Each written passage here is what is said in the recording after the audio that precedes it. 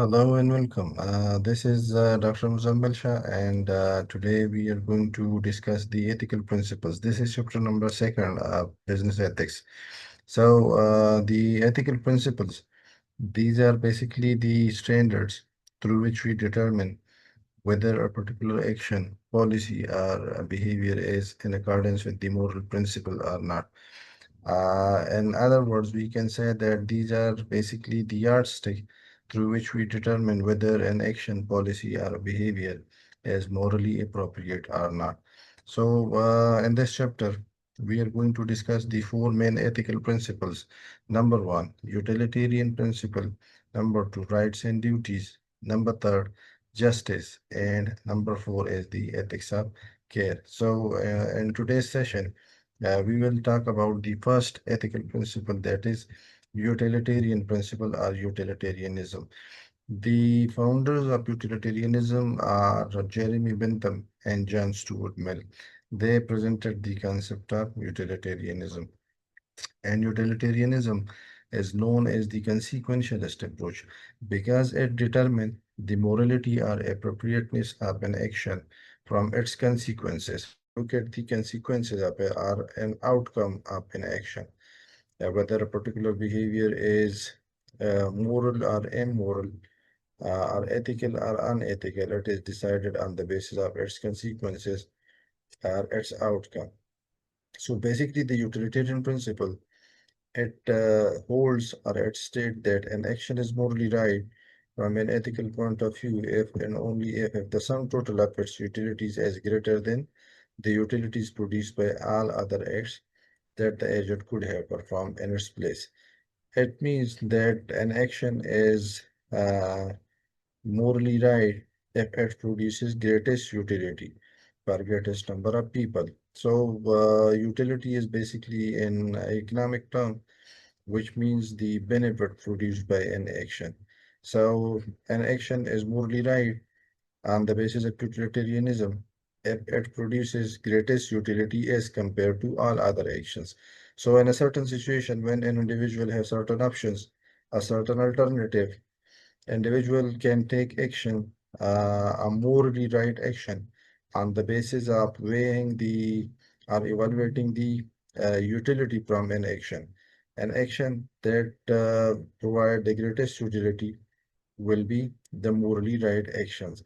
We can say that according to utilitarian principle, an action, policy, or a behavior is morally right or ethical if it produces greatest utility for greatest number of people or greatest benefit for greatest number of people as compared to all other actions or all other options or alternative available to an individual in their particular situation.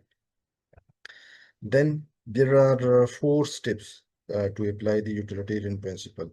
Number one, in any situation, you have to determine the courses of action or the options or the alternative available. What could be the courses of actions or what could be the options that should be adopted in a certain situation. So first is to determine those alternative or options available. Second is for each alternative, estimate the direct and indirect benefit and cost of each actions. Some of the actions that may have a clear-cut uh, cost or benefit, but some actions, the cost and benefit may not be visible, but we should try to calculate the cost and benefit for the near future.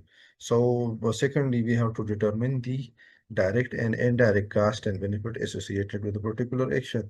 Third is the step in which we subtract the cost from the benefits to determine the net utility. And lastly, we have to apply the action or we have to choose the action that is uh, producing the greatest sum of utility. So these are the four steps when we are applying the utilitarian principle. The utilitarian principle is basically the cost and benefit analysis, and the origin of cost and benefit analysis is in the utilitarian principle. So most of the government projects, they apply the utilitarian principle or the cost and benefit analysis before allocating funds or resources to a particular project. There are some limitations or some problems associated with the utilitarian principle. Number one is the measurement problem. So the measurement problem means that some of the cost and benefits, they may not be monetary, they may be non-monetary, and it is difficult to measure. So basically, we cannot measure the utility of uh, every action, every policy, or every behavior. That is the greatest problem or limitation associated with the utilitarian principle.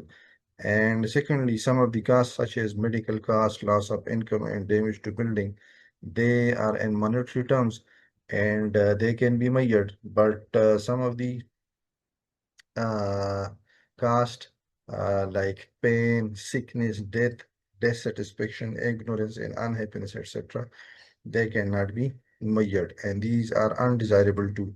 Similarly, there are some monetary benefits, economic benefits, and some are non-monetary benefits like pleasure, health, life, satisfaction, knowledge, happiness, etc. So the basic problem with the utilitarian principle is that we cannot quantify each and every action or each and every policy or a behavior or the cost and benefit from that particular action, policy, or a behavior. So this is one of the limitation of the utilitarian principle. So with this, we conclude our today's session. Next, we will discuss the second ethical principle, rights and duties, in our next lecture. Thank you.